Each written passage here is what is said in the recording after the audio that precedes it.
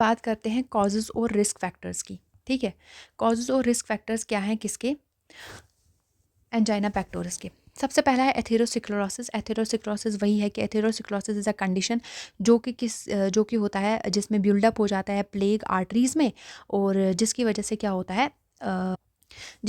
होता है ऑब्स्ट्रक्शन हो जाता है ब्लड फ्लो में, और ये जो है ये प्राइमरी कल्प्रिट है किसका, एंजाइना का। जो मेन फैक्टर है, जो प्राइमरी फैक्टर है किसका, एंजाइना का। ये जो प्लेग बिल्डअप होता है ये क्या कर देता है, नैरो कर देता है आर्टरीज को, जो कि रिस्ट्रिक्ट करता है ब्लड फ्लो, जो मैंने आपको बता दिया।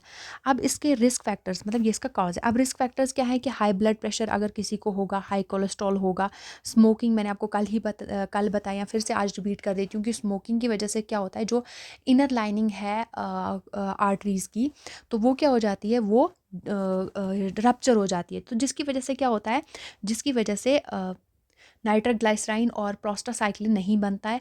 तो जब वो नहीं बनता है तो प्लेग का एक्यूमुलेशन स्टार्ट हो जाता है, फैट का एक्यूमुलेशन और थ्रोम्बस का एक्यूमुलेशन स्टार्ट हो जाता है किसमें, इनर वॉल ऑफ आर्टरीज में। तो जिसकी वजह से वही नैरोइंग स्टार्ट हो जाती है। डायबिटीज़ अगर किसी को है तो वो भी रिस्क पे, ओबेसिटी में इंक्रीज हो जाता है क्योंकि उसमें बहुत ज़्यादा हार्ट पे लोड पड़ता है। And risk of developing angina pectoris, मतलब इन बंदों को रिस्क है अगर किसी को हाई ब्लड प्रेशर है वगैरह को। तो फैमिली हिस्ट्री में यह है कि family history of the heart disease और angina also contribute significantly to likelihood of developing a condition. मतलब अगर किसी की फैमिली में किसी को हार्ट डिजीज़ है या फिर एंजाइना है, तो वो भी कहीं ना कहीं फैमिली हिस्ट्री भी मैटर करती है। तो उनके हो सकता है उनके मतलब बच्चों को भी हो जाए आगे, है ना। अब वही कॉज और रिस्क फैक्टर्स में मैंने यही बोला था कि स्मोकिंग अगर कोई कर रहा है, टबैको कर रहा है, वो डैमेज करती है इन लाइनिंग ऑफ कॉर्नरी आर्टरीज को, वो डैमेज करती है, जो कि इंक्रीज़ करता है chances of deposition of cholesterol, fat and clot formation वहाँ पे हो जाता है, जिसकी वजह से आर्टरीज जो है नैरो हो जाती है। ओबेसिटी में क्या होता है कि अगर या ओबेसिटी है या ओबीज है पर्सन या ओवर वेट है, तो जिसकी वजह से हार्ट पे क्या होता है, वर्क ज़्यादा पड़ता है। तो उसकी वजह से क्या होता है, blood supply to the body, है ना, वर्क ज़्यादा हो करना पड़ता है हार्ट को कि वो ब्लड सप्लाई क्या करे, बॉडी को फुलफिल करे, और हैंस जिसकी वजह से ऑक्सीजन डिमांड जो हो जाती है इंक्रीज़ हो जाती है, तो चांसेस ऑफ एथेरोस्क्लेरोसिस वो इंक्रीज़ हो जाते हैं ना। तो हाई बीपी के चांसेस हो जाते हैं, उसमें भी ये होता है। फिर आता है डायबिटिक मिलेटिस में क्या होता है कि कोलेस्ट्रॉल लेवल इंक्रीज़ हो जाता है, लिपिड और फैट का डिपोजिशन और चांसेस वो इंक्रीज़ हो जाता है। तो बैड कोलेस्ट्रॉल और लो डेंसिटी लिपोप्रोटीन में ये होता है कि अगर ये ज़्यादा हो जाते हैं बॉडी में, बैड कोलेस्ट्रॉल या लो डेंसिटी लिपोप्रोटीन, अगर इनकी लेवल ज़्यादा हो जाती है, तो ये क्या करते हैं, इनकी डिपोजिशन स्टार्ट हो जाती है किसमें, आर्टरीज में डिपॉजिट होना स्टार्ट हो जाते हैं। अब है साइंस एंड सिम्टम्स।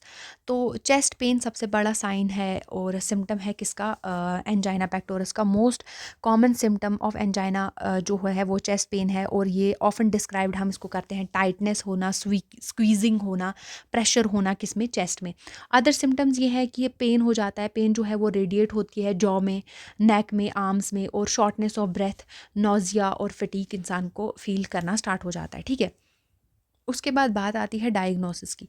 डायग्नोसिस में क्या होता है, angina pectoris involves through a medical history ली जाती है, फिजिकल एग्जामिनेशन और various diagnosis test such as ECG वगैरह और स्ट्रेस टेस्ट करवाया जाता है पेशेंट। यहाँ नीचे मैंने डिटेल में डिस्क्राइब किया हुआ है डायग्नोसिस। सबसे पहले हम मेडिकल हिस्ट्री लेते हैं कि हम पूछते हैं पेशेंट से, आपको चेस्ट पेन कहाँ पे है, अब हमें बताइए लोकेशन कहाँ पे है, सीवियरिटी कितनी ज़्यादा हो रही है और कब से हो रही है ना। और आपको ट्रिगरिंग फैक्टर्स क्या है, कोई फिजिकल एग्जर्शन अगर आप भारी काम करते हैं तो तब होती है, अगर आप रेस्ट करते हैं तब होती है, अगर कोई स्ट्रेस लेते हैं तब होती है, या कोल्ड एक्सपोजर अगर आप ठंडे में जाते हैं क्या तब होती है। तो ये सब हम किससे पूछते हैं, पेशेंट से पूछते हैं। ये है मेडिकल हिस्ट्री, हम पेशेंट से कलेक्ट करते हैं। फिर आता है फिजिकल एग्जामिनेशन। हम हाइपरटेंशन हिस्ट्री लेते हैं कि आपको हाइपरटेंशन है, हाइपोटेंशन है, या फिर एबनॉर्मल हार्ट साउंड वो करवाते हैं, ईसीजी वगैरह। फिर आता है डायग्नोसिस टेस्ट जिसमें ईसीजी वगैरह हम करवाते हैं, इकोकार्डियोग्राफी करवाते हैं, कॉर्नरी एंजियोग्राफी, ये सब कुछ, सीटी एंजियोग्राफी, कार्डिक एमआरआई वगैरह करते हैं, और ब्लड टेस्ट भी हम करवाते हैं। तो जिसमें बहुत ज़्यादा markers, blood markers, blood test में हम ब्लड मार्कर्स देखते हैं कि कोई आगे कोई कॉम्प्लिकेशन मत आने वाला है। फिर है इसका मेडिकल ट्रीटमेंट। मेडिकल ट्रीटमेंट के में क्या है कि लाइफस्टाइल मॉडिफिकेशन, हाँ, तो लाइफ़स्टाइल में क्या होता है कि हेल्दी अगर हम अपना लाइफ़स्टाइल रखेंगे, उसको बोलेंगे कि आप हेल्दी लाइफ़स्टाइल रखें, आप स्मोकिंग अगर कर रहे हैं तो उसको क्या करें, उसको बंद करें और एक बैलेंस डाइट लें, है ना? लिपिड जिसमें कम हो, जिसमें फ़ैट वगैरह कम हो और रेगुलरली आप एक्सरसाइज करें, है ना? तो मैनेज कर सकते हैं किसको, एंजाइना को। मेडिकेशंस में क्या है, मेडिकेशंस में हम नाइट्रेट्स लेते हैं, बीटा ब्लॉकर्स देते हैं, कैल्शियम चैनल ब्लॉकर्स देते हैं, prescribe to relieve chest pain, ताकि हमें चेस्ट पेन को रिलीव कर सकें और इम्प्रूव कर सकें ब्लड फ्लो और रिड्यूस कर सकें रिस्क ऑफ आगे जो कॉम्प्लिकेशंस हैं।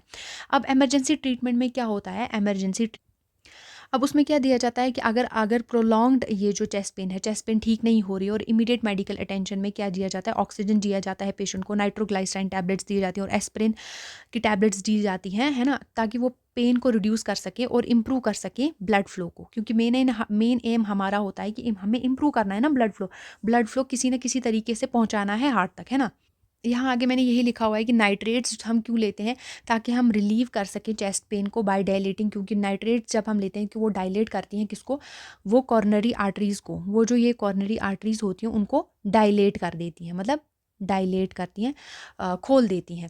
तो इसकी एग्जांपल है नाइट्रोग्लाइसराइन। फिर आता है बीटा ब्लॉकर्स, हम क्यों देते हैं, क्योंकि रिड्यूस करती हैं वो हार्ट रेट जो होता है वो हमारा बढ़ गया होता है तो उसको कम करती हैं और ऑक्सीजन डिमांड को फुलफ़िल करती हैं, जैसे ये इसकी एग्जांपल है। तीसरा है कैल्शियम चैनल ब्लॉकर, वो ये होता है कि हम इम्प्रूव करने के लिए ब्लड फ्लो को और रिलैक्स करने के लिए किसको, आर्टरीज़ को रिलैक्स। और एंटीप्लेटलेट्स हम इसलिए देते हैं ताकि हम कोई भी अगर क्लॉट फॉर्मेशन हुआ है उसको प्रिवेंट कर सकें, जैसे एग्जांपल एस्पिरिन।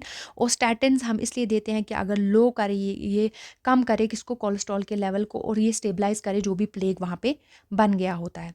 फिर आता है सर्जिकल ट्रीटमेंट में हम जो डॉक्टर्स होते हैं वो क्या करते हैं, परक्यूटेनियस कॉर्नरी इंटरवेंशन, ठीक है। अब ये क्या होता है, ये एक मिनिमली इन्वेसिव प्रोसीजर होता है जिसमें एक कैथेटर, ये वाला जो है ये मैंने अच्छे से डिटेल में समझाया हुआ है कॉर्नरी आर्टरी डिजीज़ में, सर्जिकल ट्रीटमेंट में। अगर आप मेरा लास्ट वाला वीडियो अगर आपने देखा होगा, अगर नहीं भी देखा हो तो इसमें मैं समझा दूंगी, कोई बात नहीं है। इसमें क्या होता है कि इसमें ये एक मिनिमली इन्वेसिव प्रोसीजर है जिसमें कैथेटर को इंसर्ट किया जाता है, किसमें, आर्टरी में। वो फीमोरल रूट से कर सकते हैं, रेडियल रूट से कर सकते हैं। तो फिर वो वहाँ पे ना वो डाई डाली जाती है और वहाँ पे पता चल जाता है हमें उस डाई से कि कहाँ पे ब्लॉकेज है। अब जहाँ पे हमें ब्लॉकेज पता चल जाता है तो वो जो कॉर्नरी आर्टरी होती है वो नैरो हो गई होती है, तो उसी को फिर आगे खोला जाता है, ठीक है, वो कैथेटर डाल के। तो उसको हम परक्यूटेनियस कॉर्नरी इंटरवेंशन बोलते हैं, जिसमें स्टंट भी डाला जाता है, परमानेंट स्टंट डाला जाता है, या फिर बलून के ज़रिए से फैट को जो है वो ये फैट को कंप्रेस किया जाता है, ठीक है। फिर है एक और है इसमें कॉर्नरी आर्टरी बाईपास सर्जरी। इसमें क्या किया जाता है कि कहीं से भी अगर कोई भी कॉर्नरी आर्टरी की जो ब्रांचेस हैं, कोई भी आर्टरी में या वेन में क्या हो गया है, ब्लॉकेज हो गया है, तो हम क्या करते हैं, किसी भी दूसरी जगह से हम ग्राफ्ट करते हैं, लेग से या फिर लेग से या फिर चेस्ट से हम क्या करते हैं, वेन लेते हैं या फिर आर्टरी लेते हैं, ठीक है, आर्टरीज लेते हैं। तो उसको क्या करते हैं, उसको हम ग्राफ्ट करते हैं, उस जगह पे डालते हैं, ठीक है, जहाँ पे ब्लॉकेज हुआ होता है, तो वहीं से फिर बाईपास करते हैं हम क्या, ब्लड।